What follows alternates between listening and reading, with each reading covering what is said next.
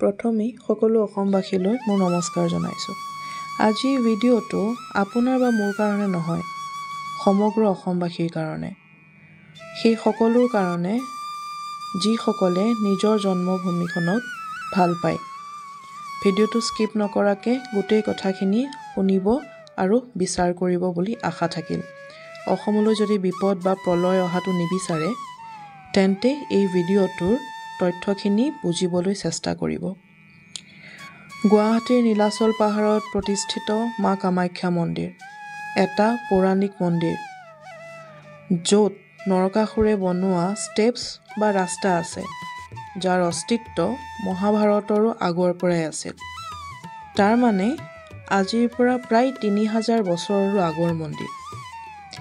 এই মন্দিৰটোৰ মূল্য আমি অসমবাসীয়ে নাজানো বুলিয়েই ক'ম।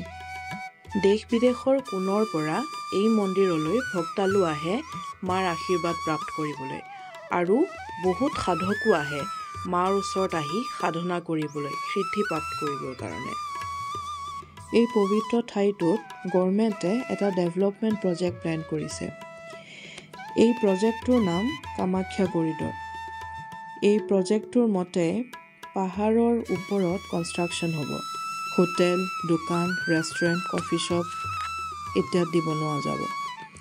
ইয়ালৈ অহা টুৰিষ্ট বা পৰ্যটকৰ যাতে খোৱাত কোনো ধৰণৰ অসুবিধা নহয়। এই প্ৰজেক্টটোৰ বিষয়ে আমি বহুতেই নাজানো, প্ৰায় ৮০% অসমীয়াই নাজানো বুলিয়েই ক'ম অসমবাসীয়ে। এই প্ৰজেক্টটোৰ এগেইনষ্টত অলৰেডি ছুপ্ৰিম কোৰ্টত আৰু গুৱাহাটী হাইকোৰ্টত PIL কেছ ফাইল কৰা হৈছে। তাৰ কাৰণটো মই আপোনালোকক আগলৈ ডিটেইলছত ক'ম। তাৰ আগতে নীলাচল পাহাৰটোৰ অস্তিত্বটোৰ বিষয়ে আমি অলপ জানো আহক।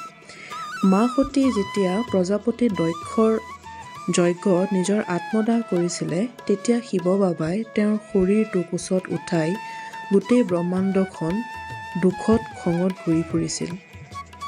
বাবাৰ সেই অৱস্থা দেখি বিষ্ণু ভগৱানে নিজৰ সুদৰ্শন চক্ৰ দি পেলাই মা সতীৰ শৰীৰটো ৫১টা ভাগত ভাগ কৰি দিছিল। তাৰে যোনি ভাগটো আমাৰ অসমৰ নীলাচল পাহাৰত পৰিছিল, যিটোক আমি এতিয়া কামাখ্যা শক্তিপীঠ হিচাপে জানো।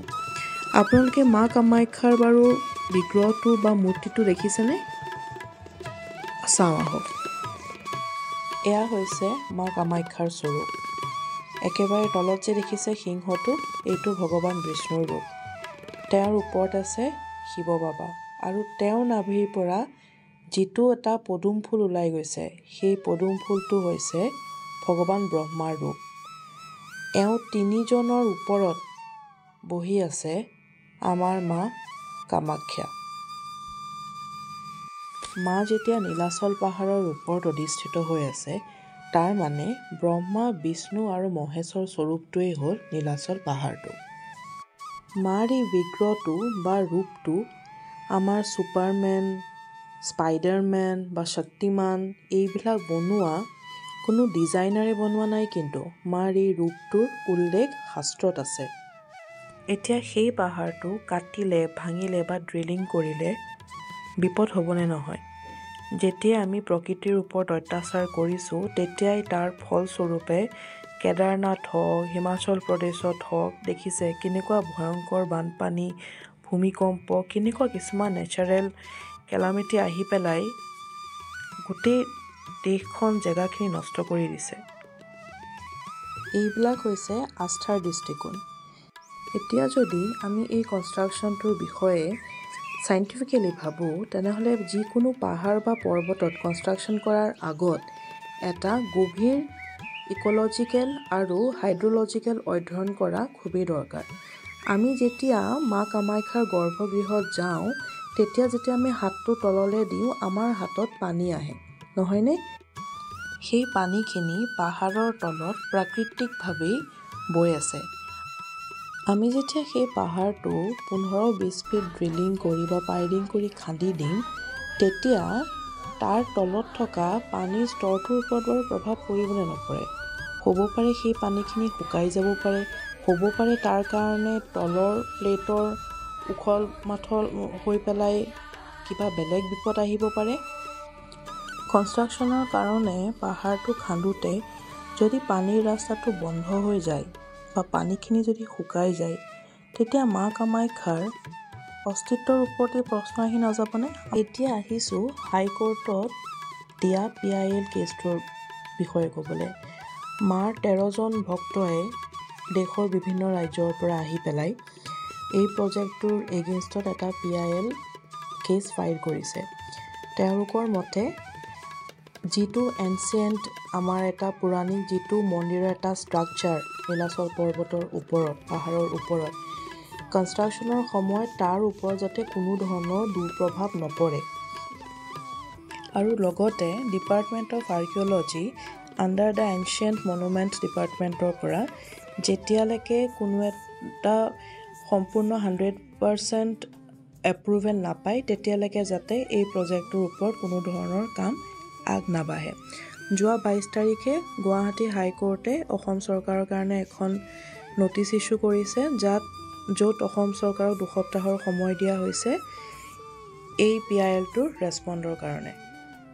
আমাৰ প্ৰাইম মিনিষ্টাৰ নৰেন্দ্ৰ মোদীয়ে এই প্ৰজেক্টটোৰ কাৰণে 498 কোটি টকা লঞ্চ কৰিছে আৰু কৈছে যে মা কামাখ্যা অসমৰ কাৰণে এটা ডাঙৰ টুৰিষ্ট প্লেচ হ'ব।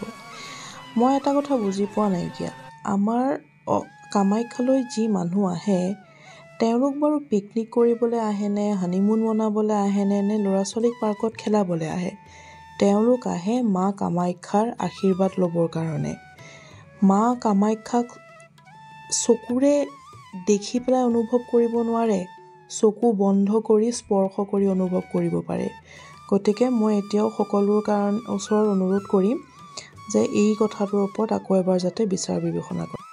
পাহাৰটোৰ তলত যিমান ডেভেলপমেণ্ট কৰিবলগীয়া আছে, হোটেল বনাই থকা জেগা, খোৱা বহা যি বনাবলৈ মন আছে তাত কোনো ভক্তৰে আপত্তি নাথাকিব, কিন্তু পাহাৰটো কাটি তাৰ ওপৰত যাতে তাৰ চাৰিওফালে থকা দশমহাবিদ্যাৰ মন্দিৰ আৰু বেলেগ বেলেগ মন্দিৰৰ ওপৰত যাতে কোনো ধৰণৰ ক্ষতি নহয় সেইটোৱে খালি ভক্তই বিচাৰে। সকলোৰে অনুৰোধ থাকিলে যিমান পাৰে এই কথাখিনি এই তথ্যখিনি সকলোৰ লগতে যাতে শ্বেয়াৰ কৰিব, সকলোৱে যাতে জানে যে আমাৰ অসমত কি হ'বলৈ গৈ আছে, কি হ'ব কি নহ'ব আৰু তাৰ যাতে আমি এটা সঠিক উত্তৰ পাওঁ। মোৰ ভিডিঅ'টো ভাইৰেল কৰিব নালাগে আৰু যদি আপোনালোকে বেলেগভাৱে যদি কিবা উপায় উলিয়াব পাৰে যিটোৰ পৰা এইখিনি কথা আমি সকলো অসমবাসীলৈ যায় তেনেহ'লে সেইটোও কৰিব। কাৰো কাৰণে নহয়, মা কামাখ্যাৰ কাৰণে কৰিব। ভিডিঅ'টোত কথাখিনি কওঁতে হোৱা ভুল বা শব্দৰ ভুল উচ্চাৰণবোৰৰ কাৰণে মই ক্ষমা প্ৰাৰ্থী। আপোনালোকৰ ঘৰৰ ছোৱালী হিচাপেই ক্ষমা কৰিব। জয় আই অসম, জয় মা কামাখ্যা।